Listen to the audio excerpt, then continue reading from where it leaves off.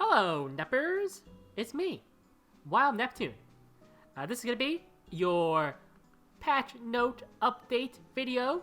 Also, because there is a new hero that is going to come out when the update happens, we will go a little bit in detail on the new hero, Mort, and I'll give my opinions on if I think he's good or not, where he should be used, and if you should save, maybe potentially, for a future banner. Anyway, first things first, let's go through, no maintenance, so right away. So, at 10 p.m. Eastern Standard Time, is when it will reset. First up, we have a Epic Pass. So, this is the same. You get XP by doing stuff in the game. It is 900 Sky Stones to get the premium rewards, which are all of these things. And then it is another 900 on top of it to also get the skin. So, if you buy this, right, and then decide later you want the skin, then the skin will be discounted by 900. So it's 1800 in total to get both of them. These are all the rewards you get. So these are free. Everybody gets these. And then these are the premium ones you get for 900 Sky Stones. It is completely worth it, in my opinion. You get a Molagora. You get a bunch of charms. Some gold. Some catalysts. Some skin tickets.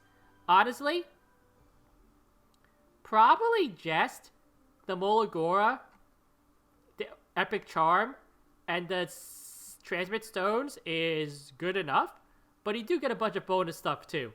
So, if you have 900 Sky Stones, I do recommend you pick this up. The skin, if you like it, if you like Elena, yeah, go for it. I personally really like this skin. Shows up some of her personality. So, Mort is also coming out. And after the patch, I will go over him.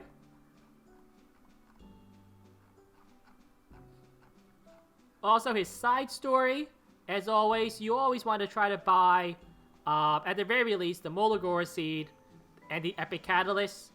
There will also be bookmarks and artifact charms you'll want to pick up. I also recommend picking up the Phantasma, and if you need them, the normal catalyst too. Also, Elena and Stella Harper is coming. Stella Harper is a really good artifact. Elena is kind of hard to use though. This is one of the artifacts where I'd be tempted to spend the 240 on to get. Also, the most important change is this receive all button, which is really good. Now, hopefully, the button also collects the skin. So, if you haven't done an Epic Pass before, when you buy the skin, make sure that you actually collect the skin. Because just because you buy the skin, before they added this, you still had to like click on the skin to collect it. I don't know if this collects it or not. So if anybody buys the skin and hits receive all for the skin, and you can tell me if that worked or not. So anyway, now we will go and review Mort. Okay. So, here's Mort. He's an Earth Knight Gemini.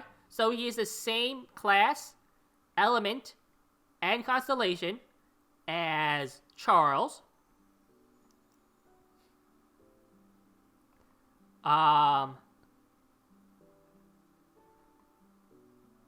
So if you have a Charles built with certain types of gear, those are the stats you will be able to expect that Mort to have.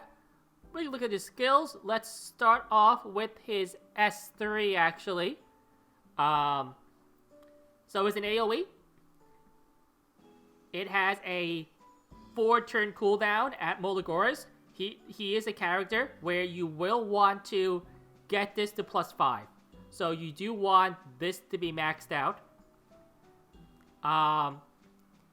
He becomes enraged. Enraged increases his speed and attack by 10%.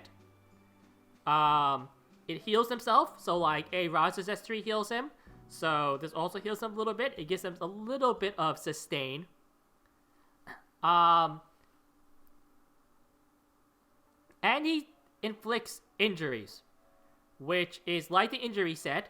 It will decrease the max HP by up to a percentage of the HP damage that he does to the enemy. So it does have to do damage to proc. So if you do less than the threshold, you will injure less HP. So let's say you only do like 5% damage. You might only get 5% of the 15% of the injury if it maintains a 1-to-1 ratio.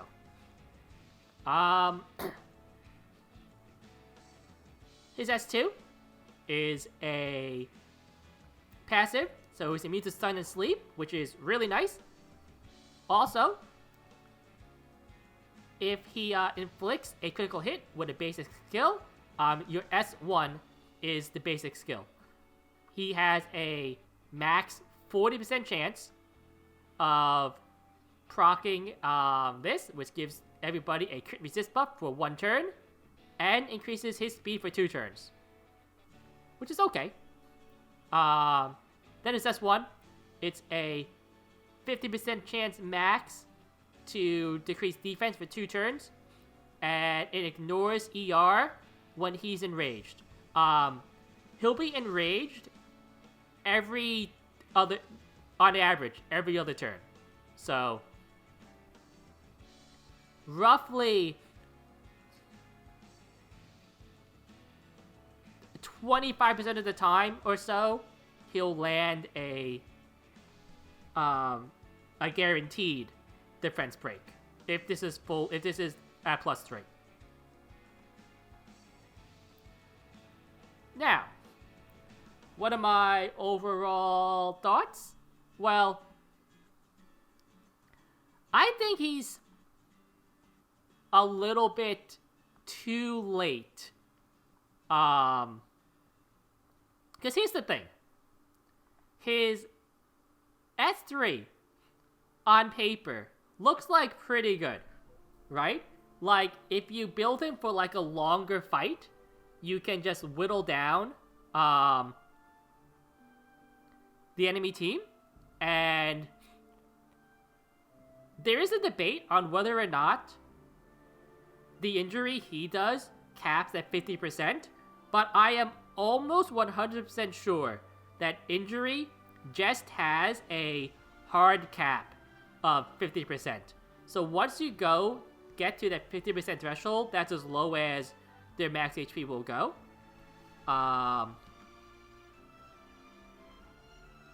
But you have to think about this. He still has to do enough damage to even proc the 15% to begin with. And if you're using him against defenses with teams that have, say, FCC, like ML Crow, stuff like that, like Ruel, that have really high defenses, and those are the teams that you'll probably want to bring him against. He's not gonna do that much damage overall. He does have decent attack scaling, it seems. So, he actually does benefit a little bit more from the RTA changes, but I do think he's a little bit too slow in RTA to get going.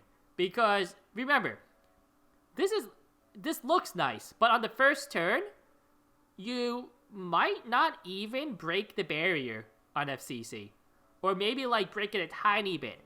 And then you have to wait another 4 turns to use this again. And meanwhile, all you have is your S1, which, yes, will ignore ER, but I don't really know if that's enough when you're not really doing that much else. And then when you look at his statting, right? So, let me see if I have a Charles built here. Saved. So, this is a counter Charles I had before. It's like, this picture is a little bit older, but, obviously, you're not gonna run this on Mort, because you want him to be faster, but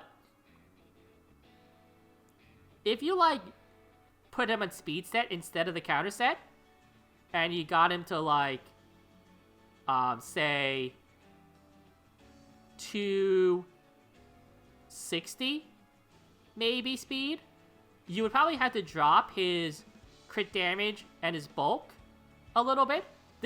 Keep in mind, too, that this Charles is also triple S, right?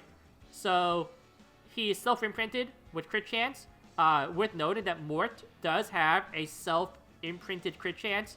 I do think to utilize him effectively, you will want at least 1 imprint. But let's think of this. You have, like, 240-ish speed, like, 2600 attack, maybe, like, 40k HP, like, 250 crit damage, and, like, 90% crit chance. I don't think you're doing, like, enough. You're not doing enough damage to really bulky targets to capitalize on his S3, which is a bigger problem than I think some players make it out to be. And then you can ask yourself, well, let's use them on squishier people, right? And then, that's a thing. Like, I guess if you're not using, say, FCC, you can be, like, more offensive against some of the teams and try to get more value from this with, like, counterattacks on Elbrus and stuff like that. And because of his passive, I do think that he has to use Elbrus. If not Elbrus, he might even need to use a counter set. It's debatable whether or not that's more valuable than him being on speed. Because his speed, base speed is 109, which is pretty fast for a knight. So, his S2, the fact that he ignores sleep and stun is pretty nice, honestly. Increase the crit resistance for a turn is okay, because sometimes, like, that unit will just go right after Metallics goes, right? And they'll lose the crit buff. I mean, the crit resist buff. So, this is really just about him getting the speed up and the immune to sleep and stun. Obviously here, this is nice because it is a pretty strong S1 ability, which on him you will want to fully skill up, because especially if you're an Elbrus or a counter set, due to the fact that you'll be using this skill a whole lot, because it's the only one he has besides a 4-turn skill down S3. So like I said, overall, I do think he's going to be a little bit too slow in terms of getting his skills off for RTA. Like right now,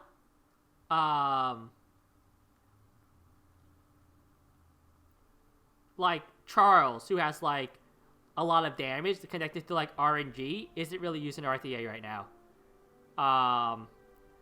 And because like he's only used against gonna be really useful against say tankier targets. He also won't do it. I don't think do enough damage to them overall for it to really matter. Like by the time that happens, the frenzy damage and RTA gets so high that like everything kills everything anyway. Like the injury doesn't matter as much. But that doesn't mean I don't think there are places where he might be useful. Right now in normal arena on defense, there are tons of tanky teams like FCC, ML Kraus, you know, Ruels, they're Roadas, they're everywhere. And even though in RTA, it's going to be difficult for him to get the damage in overall. In normal arena, you can rig things in your favor. You can give yourself like attack buff. You can like, you know, wait for the barrier to like leave. You can like, you know, slowly whittle down and play like a slower game overall. So I do think he'll be useful for normal arena attack and some Guild Wars attacks too, against maybe some of the tankier teams that are being run in Guild Wars defense. I do think if you're a newer player, and you were wondering, and like if you just don't want to pull him because of his looks, you should probably pass. He definitely feels like a not a whale unit, but definitely a unit that is not situated for this like a newbie experience. To maximize him again, you will want to try to get an imprint, mainly because his self-imprint is crit chance, and crit chance is important on him because his passive will only activate on critical hits. He also wants to do damage too. If he doesn't crit, he doesn't do enough damage on his S3.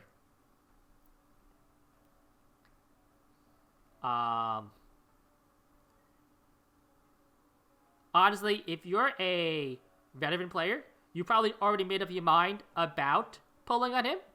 Personally, myself, I am gonna skip him. We're a little bit too close to Christmas for me to really pull on anything I'm not 100% sold on right now.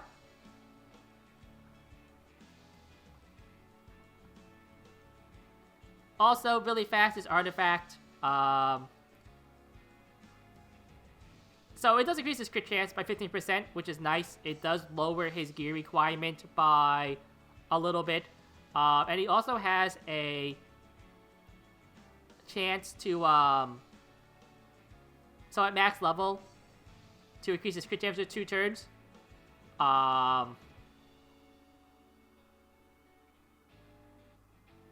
This could be, like, I know in the first impressions video, I said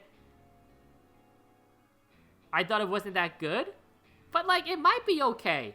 The main problem with this artifact on him is that it also takes a long time to, like, get going. So, think about this. Let's say you're running speed set and this artifact, okay? You have to S3 with him first, right? Because that's what you're probably going to do. Or you just don't S3 first and you S1 and you wait a turn for the S3. And you try to get the, remember, only a 40% on the S2 to even proc the passive. And then maybe you get the crit chance buff, the crit damage buff, right?